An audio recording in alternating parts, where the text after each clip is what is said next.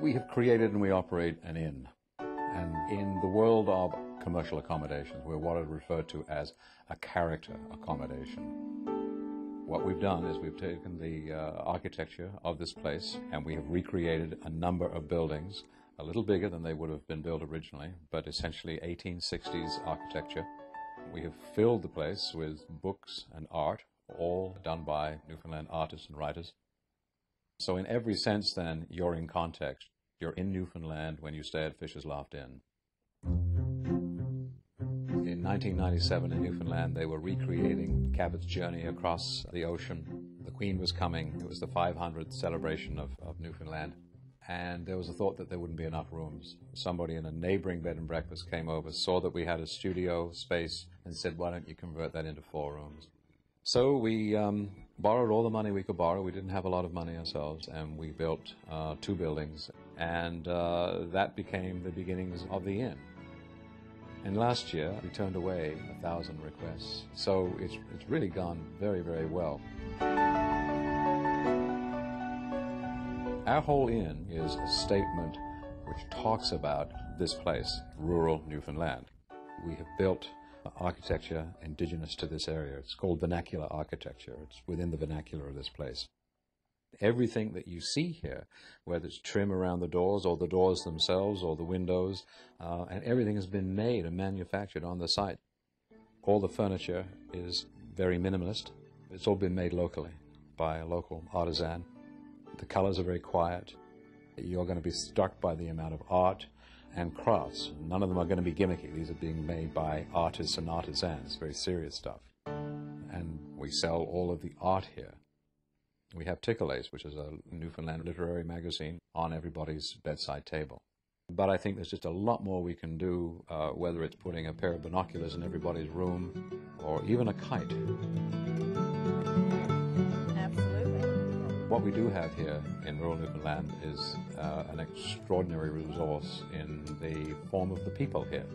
It's only when you step back and you start to see some magic take place that you realize that the building provides context, but it doesn't provide essence. Essence is the relationship between the people who work here and the people who stay here. That's a tremendous resource to have in a business which is all about people. We now have 9-10 people working here. If you want to see them, they're on our website. And we put a brief history of the family histories of all these people because they settled here around 1750, 1780, 1790. And they're all direct descendants from the original settlers. I'm always around. The idea is that the staff will be serving the guests, but I will be there to be able to answer any questions that guests may have about the area. And John and I, many evenings, will eat in the dining room so that we can be there to talk to guests before dinner and also just to unwind ourselves. We charge about 60% more than the average in rural Newfoundland, but we also pay 60 or 70% more.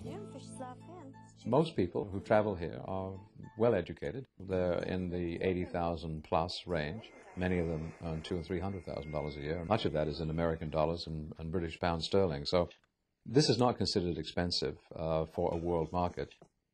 It's enabled us to invest much more extensively. So a room for us costs about $50,000 to put on the market, which is about 3 times the average in rural Newfoundland. But we are, in fact, able to charge more. We're expanding incrementally because it is so expensive. And we want to be absolutely sure that we're not getting too far ahead of our market. If we build, we've got to fill. So that as a strategy to build and expand a business is a great way to go. 99.9% of the people that book here do so through the internet. And fishersloft.com gets about 30,000 hits a week. We have about 800 hard hits, 800 sessions lasting more than 2 minutes. And we sell about 2,000 room nights every year. Our business has grown at every level and every part 30% a year since we started. We have a proven market demand, and we are still having difficulty securing capital. There was a huge amount of skepticism on the part of the people who will put up the money to do these things. So we've really been left with government-sponsored money there to create jobs and stimulate the economy. And, you know, had it not been for ACOA money, which is a loan, although it's interest-free, Fisher's Loft Inn would not exist. I would say anybody that wants to get into the inn business or the bed and breakfast business, I would go and talk to at least 20 operators of different sizes, urban and rural.